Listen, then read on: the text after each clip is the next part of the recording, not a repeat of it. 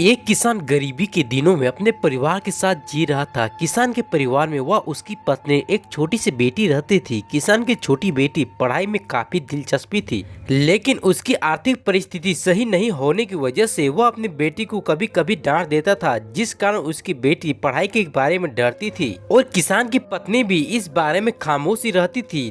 कुछ दिनों के बाद किसान के घर में एक स्वामी जी आ जाते हैं। किसान की पत्नी स्वामी जी को काफी अच्छा खाना खिलाती है और वो विश्राम के दौरान किसान की बेटी से पूछते, क्या तुम पढ़ाई लिखाई आती है? तब किसान की पत्नी उसे बोलती है, स्वामी जी क्या करे, कोई रास्ता ही नहीं है। मुश्किल से 2 वक्त का रोटी मिल पाता है और मेरे पति का आर्थिक स्थिति भी बहुत ही खराब है, जिस कारण अपनी बच्ची को पढ़ाई लिखाई नहीं करा पाती हूँ।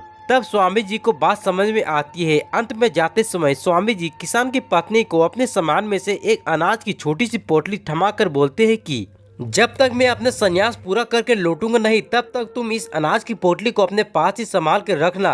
और स्वामी जी किसान की पत्नी को आशीर्वाद देकर वहां से चली जाती है और किसान की पत्नी दुविधा में पड़ जाती है कि स्वामी जी के इतने सामान होने के बावजूद भी मुझे सिर्फ इस छोटी से अनाज की पोटली आखिर क्यों दिए।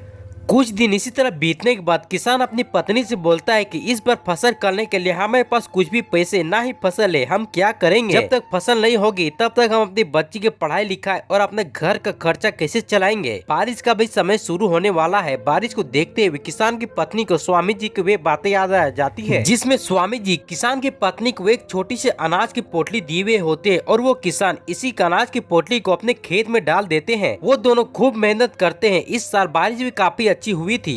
थोड़ा वक्त गुजरने के बाद फसलों में से सोने के दाने ढेर सारे अनाज निकलने लगते हैं। किसान और किसान की पत्नी अपनी फसल को देखकर काफी खुश हो जाते हैं और सोचने लगते हैं कि अब हमारे दिन अच्छे शुरू होने वाले हैं, हम अपनी बच्ची को भी अच्छे स्कूल में पढ़ा सकेंगे। और वो दोनों सोचने लगते हैं कि हमारी मदद करने के लिए भगवान ने ही उस स्वामी जी को भेजे थे। सच में किसी ने क्या खूब बात कही है, ऊपर वाला जब भी हमारे बारे में सोचता है तब सिर्फ इशारे के समझने की बात होती है, वो ढेरे सारी खुशियाँ लाकर हमारे हाथों में थमा ही देती है।